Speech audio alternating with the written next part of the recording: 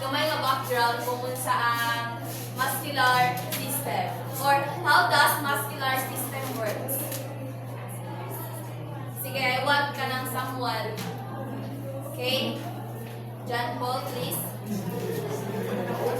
For you, like by understanding muscular system helps us, for example, ma-able ta para mag-move ang ato ang mga different parts of the body. so higher.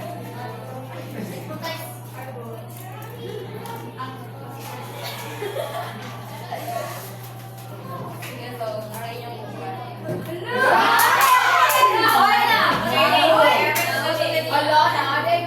Pagkakain mo na niya. Thank you so much. Right now, kaya nga naman tayo background, so here are our objectives. So, can you read?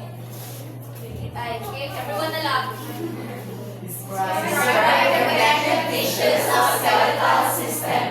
Name and discuss 5 functions of skeletal system. Describe the anatomical and physiological changes that occur in muscular systems as we grow age. Describe how muscular system works with the other systems of the body and name Homeostasis. Kanang naman ang mga objectives no. So at the end of this lesson, we are able to describe the connective tissues of the skeletal system, name, discuss 5 functions of skeletal system, describe the anatomical and physiological changes that occur in muscular system as we go age. So kaya ang describe the anatomical o kanang physiological kay na-discuss naman ni Dina, and ang iya kay skeletal system lang to, ato ang kay muscular system. And lastly, we'll be able to describe how muscular system works with other systems of the body to maintain homeostasis. So, as we all know that muscular system plays a critical role among other systems, for it enables movement and support bodily function. So, we are able to do ang mga tasks na ito ginagawa every day because of the help of our musculatory system. So, if you're asking what's the relationship between sa skeletal system and sa musculatory system, kay ang kanang skeletal system kay siya ang structure tapos ang sulod kay nato ang muscular system. And dinamawin na sila ito para na-implement ang atong mga body.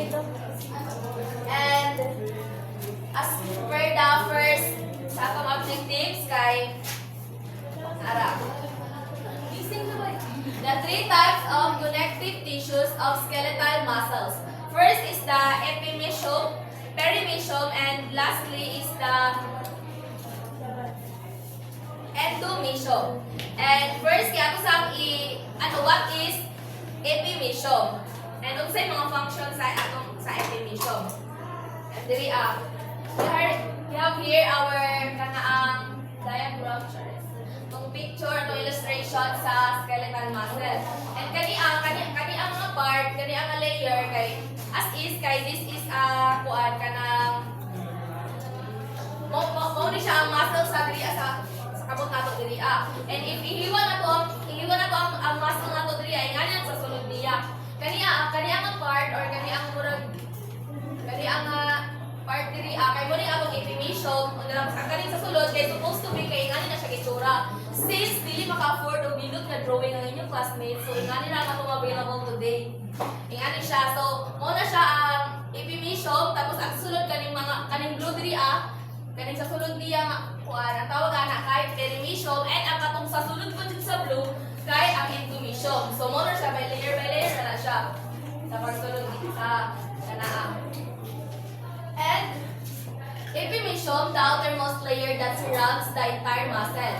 It's made of dense connective tissues and separates the muscles from other tissues. So, nagsabot naman siguro nung i-separate niya ang muscles from the other tissues. So, muna ang function sa epimesoome. And it also serves in transmitting the force generated by the muscle fibers to tendons and allowing for efficient movement of bones and joints para tarong ang pag-move sa atong mga bones and joints. So, muna ang function ni, dili man siya sa outer, so muna siya sa epimysium.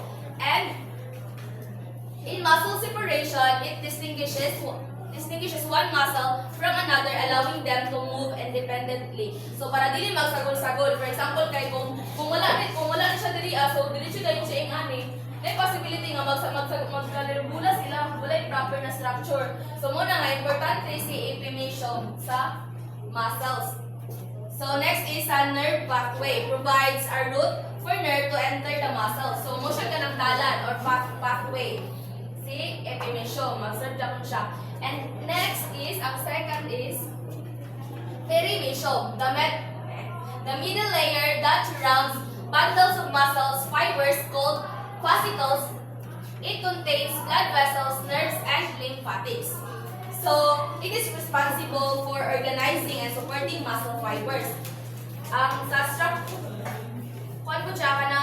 Sa structural support po siya or maintaining the alignment of fascicles with the muscle fibers within it. So, mao ni ang atong fascicles kay kanang murag lining dira sa sulod or kanang sa sulod, and ang function niya kay kanang iyang i-organize ang mag-support siya para mas ma-organize ang mga nasa sulod ani niya. And it is also responsible for nutrient delivery, waste removal or kanang excretion, protection, nerve transmission, pathway for blood vessels and nerves. And next is the endomysium. So, kanina sa sulod pa dyan. Ang sulod. Ang function sa endomysium is the innermost layer that surrounds individual muscle fibers. It's made of loose connective tissues that contains capillaries and nerve fibers. So, kani sila to kay nag-contain din sila og kanang different nga mga sulod. For example, kaning perimysium kay nag-contain siya og blood vessels ug mga nerves and lymphatics. Whereas ang kaniyang endomysium kay nag-contain siya og capillaries and nerve fibers. So ang function ni endomysium is separating muscle fibers, providing nutrients and oxygen, transmitting nerve signals, regulating metabolic exchange, supporting and protecting muscles, transmitting force, and creating optimal optional chemical environment. So para dili siya magkalat-kalat diri sa gawas kay kailangan intact yun sila diri ang sa muscles. Kaya pud mo musagol na ang mga muscles dito sa imong dugo, magunsa na nasa flow. Pasabot sa fascicles, di ba na-mention kanina ang kaniyang fascicles. So fascicles is a bundle of structure such as nerve or muscle fibers. Ang muscle fibers po is a long multi-nucleated cell that makes up muscle tissue. So, kung kaniyang mga nasa sulod kay fascicles, ang nasa sulod sa fascicles kay katong mga muscle fibers. And next is magputo na ta sa atuhang pangduhana.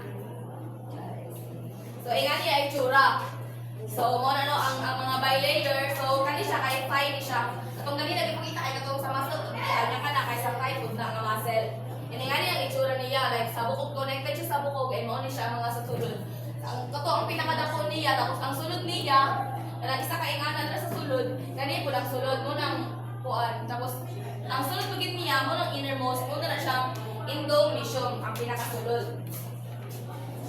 And now let's move on to the our second objective, is the name and discuss 5 functions of skeletal muscles. So visible kayo no kay ang atong skeletal muscles kay grabe functions sa atong mga everyday nga ginabuhat. Like kanang mo na lang enable sa tuwa kay kanang we are not able to walk kung wala nang mga skeletal muscles. So kita makalihok atong posture kay dili na like for example kung ginaingon nila kanang gulay, di ba kanang mag-brain dead kay ang kay magulay na sila ang ilang mga mabukugan kay dili na mo.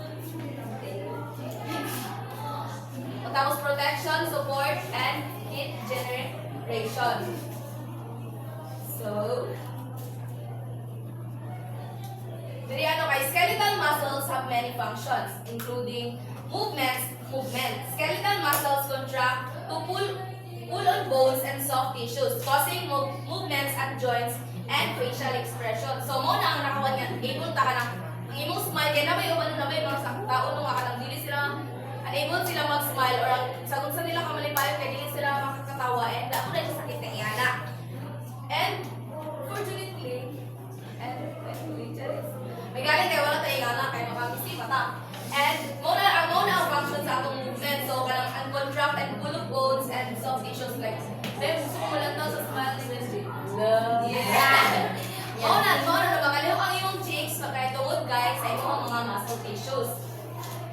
Sa imong skeletal muscles. Next is ang atong posture. Skeletal muscles help maintain posture by providing flexibility and strength. Mo tong sa likod diri up. Able ka nga magluwat-luwat pagkamit-kamit tungod kay sa imong mga skeletal muscles. Next is protection. Skeletal muscles, especially those in the body wall, protects internal organs.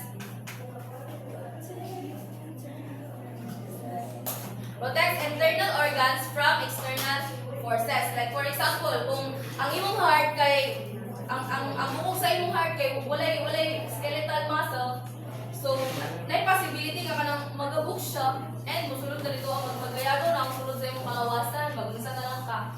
Di ba no? Kung imagine no kung magayagaw na ang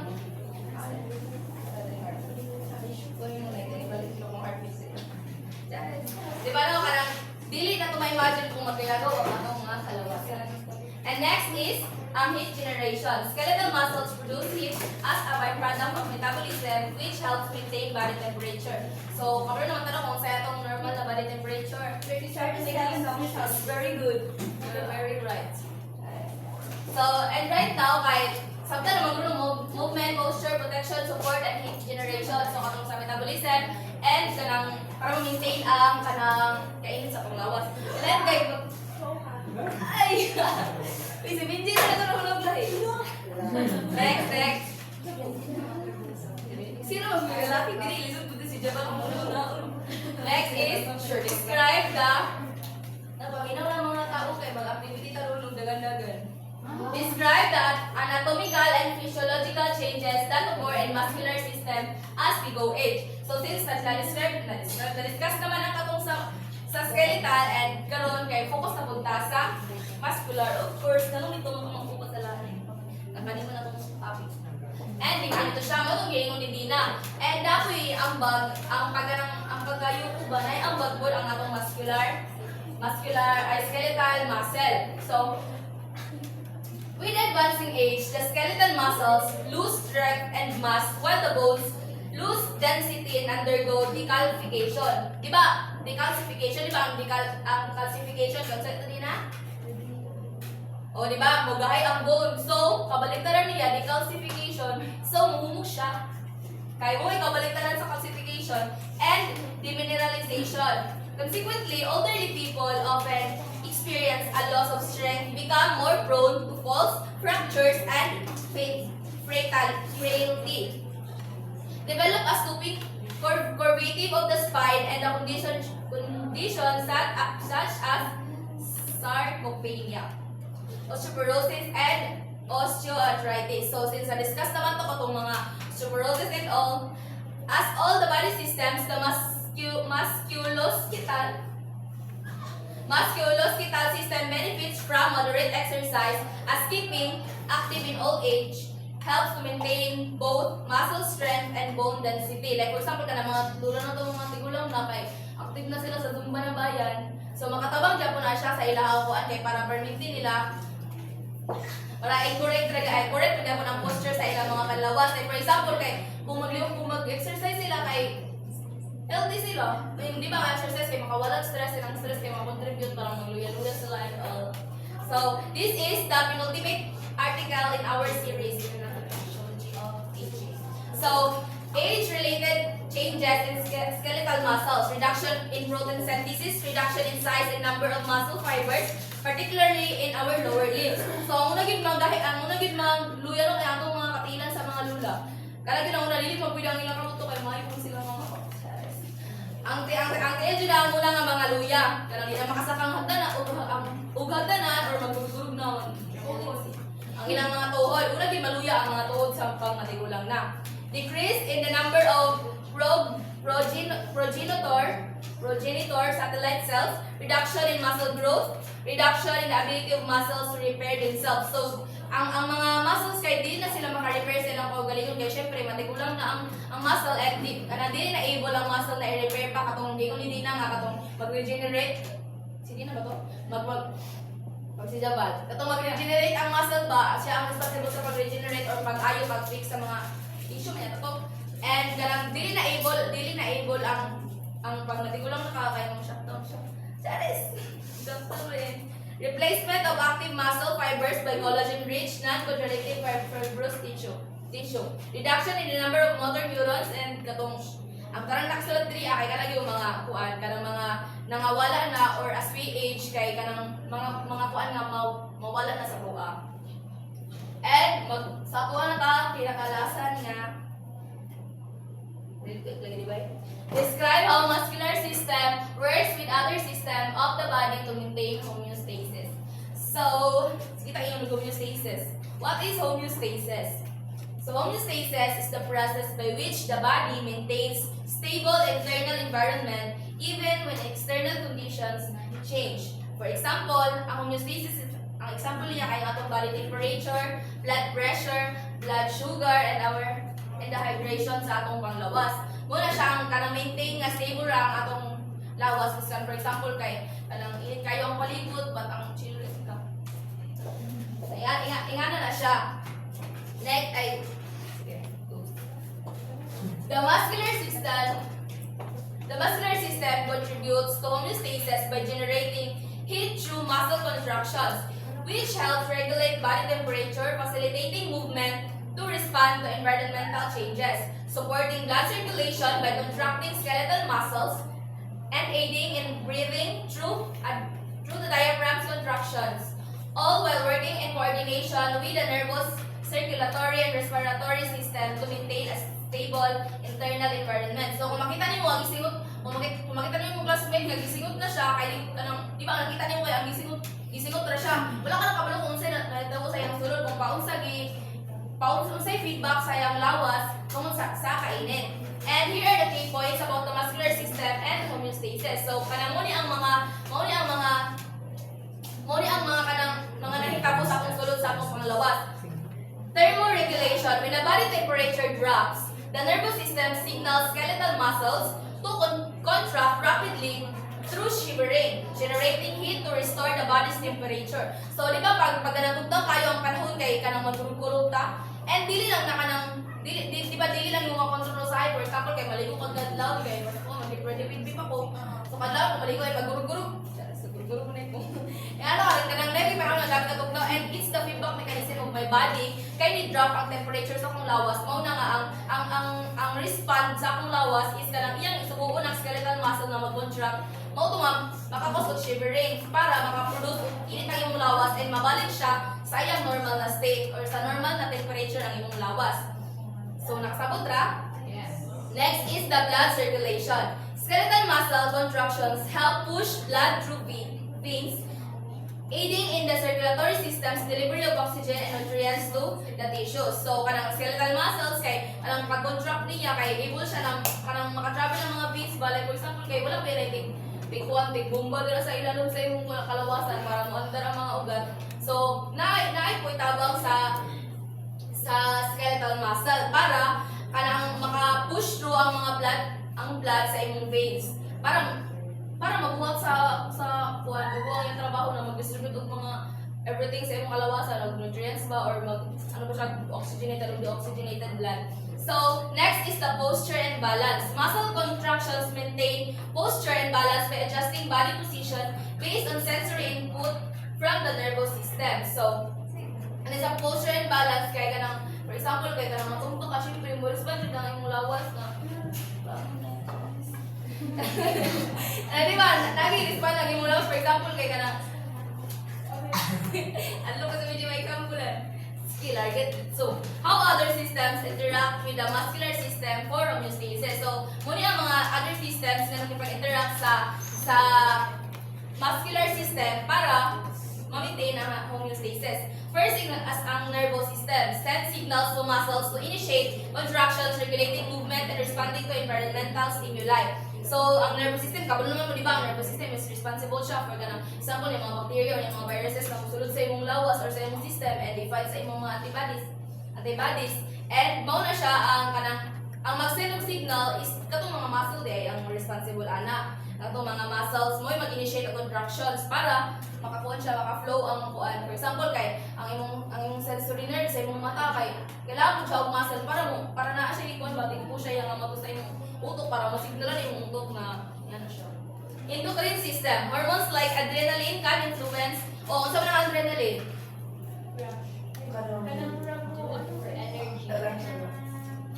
Like for example, ang adrenaline kay ang responsible for fight or flight nga it is a hormone actually. So kanang diri sa endocrine kay for example kay ang adrenaline kay can influence muscle activity preparing the body to fight or flight. Like for example kay gyukod ka biro tapos di ba dili ka hinay kay kamudagan kung dagan-dagan lang hinay kay kamudagan pero pag ukuro na ka giro tapos maano mo body ba ang imong body kay ma-alarm yung lawas na uy dili mo pagbabakan ka tayo ka. So mudagan ang send og message sa utok nimo na kailangan nimo imong full blast ang imong dagan. So maka full blast ka og dagan tungod sa imong adrenaline and let na ka. Let kay imong bakod mo giro, mag-fight ka sa iro. So next is the cardiovascular system. Delivers oxygen and nutrients to muscles to support their energy needs during contraction. So di ba ang cardiovascular kay pumping of the blood and everything, pag-distribute sa mga nutrients, pag-excrete sa mga dapat i-excrete and all. And thank you. And bago ito mag-end, kaya na ako yung activity sa isang guli guys. Alamat ko, 1, 2, 3. Dali na! Ay, tarot. Educator pala ako. Okay, 1, 2, 3, go. Di na. Ihap din na.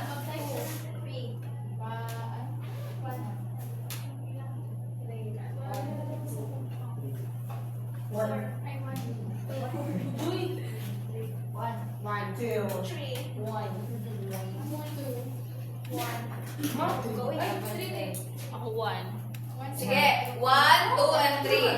And I want 1 representative each.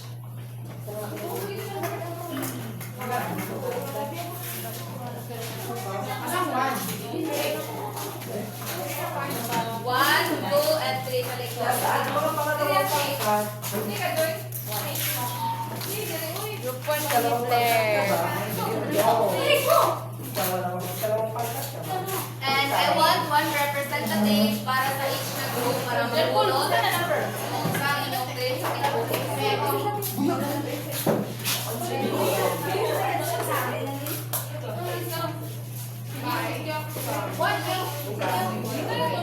Oh my God, number 3.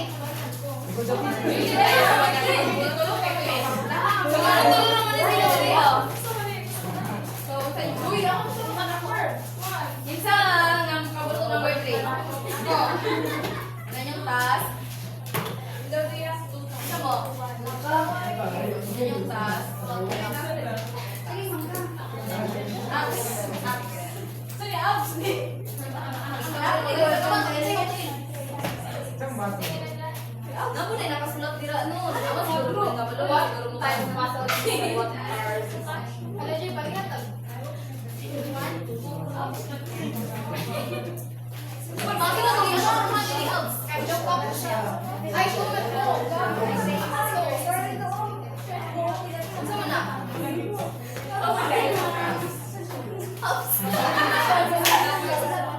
Eh, nara out. Nara yung volcano. Ay, napay, kasi napay, whiteboard marker.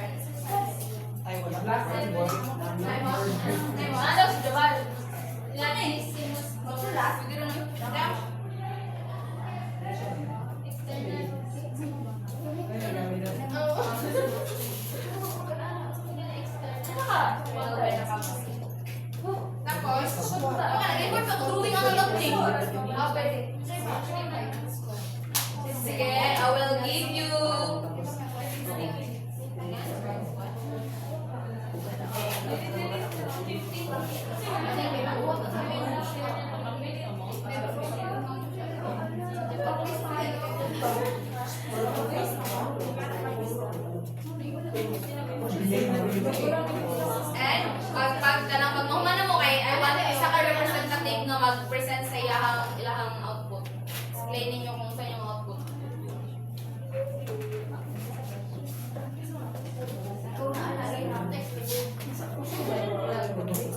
Ang celebrate ng game.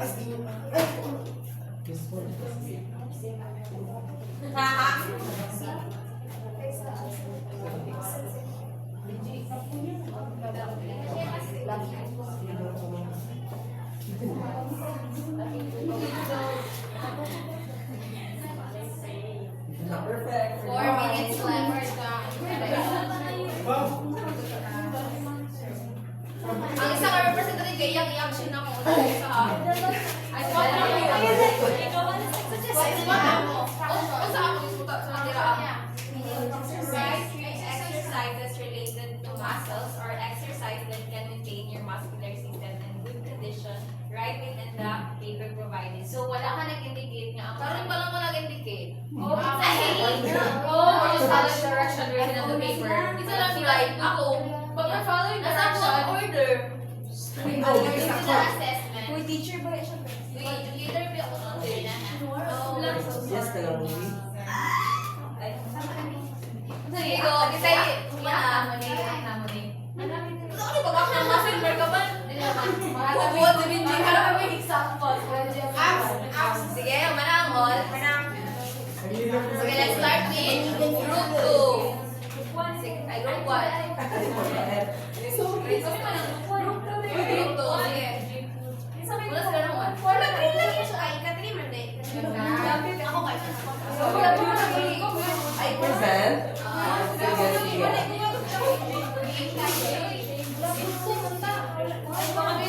Kaya, may na everyone. Wala na yung ano. So everyone, kami yan representative sa group 2. So ang mga napili na 3 exercise kaya una kay push-ups. Diba, push-up kaya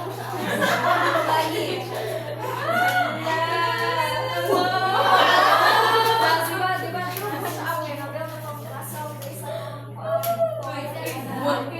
ikaluha kay squat. Squat.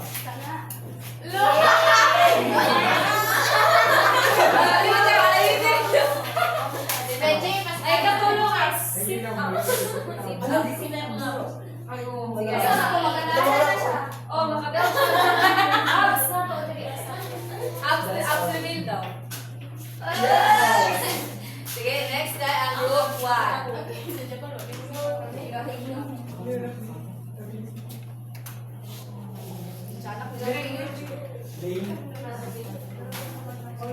So, only ang external oblique.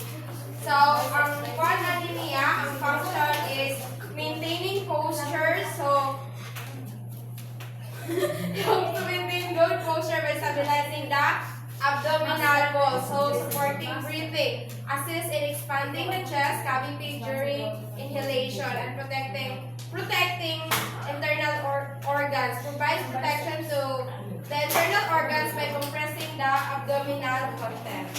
Abstinence. Abstinence daw ni Benji. Sige, ang group 3, ang last group. Yeah.